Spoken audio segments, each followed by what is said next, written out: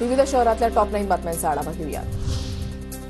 छत्रपती संभाजीनगरमध्ये शिवजयंतीच्या मिरवणुकीमध्ये गुंड बिश्नोईचे फोटो झळकवणाऱ्या तरुणाला पोलिसांकडून अटक। विशाल पवार असं अटक करण्यात आलेल्या तरुणाचं नाव।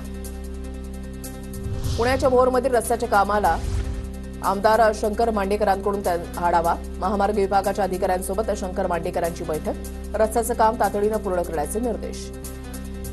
कोल्हापुरात जीबीएसचा तिसरा बळी। शहरातील 80 वर्षाच्या वृद्धाचा उपचारादरम्यान मृत्यू। शासकीय रुग्णालयामध्ये उपचार घेणाऱ्यांची जीबीएस रुग्णांची संख्या 12वर।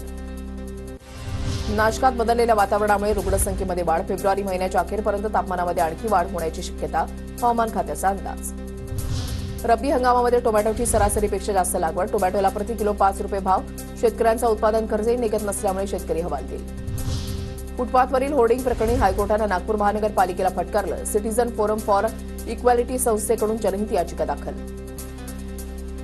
जालना जिल्ह्यामधल्या 2,57,997 शेतकऱ्यांना मदत जाहीर। ई-केवायसी प्रक्रिया न केल्यानं 27,000 शेतकरी मदतीपासून वंचित। ई-केवायसी प्रक्रिया पूर्ण करण्याचं प्रशासनाचं आवाहन।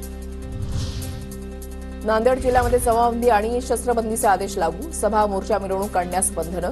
अप्पर जिल्हा दंडाधिकारी कार्यालयाची माहिती। गोंदियामध्ये 12वीच्या रसायनशास्त्राच्या पेपरला 59 विद्यार्थ्यांची दांडी, तर कॉपी करताना एकाला पकडलं। गोंदियातील 8ही तालुक्यांमध्ये 78 केंद्रांवर परीक्षा सुरू।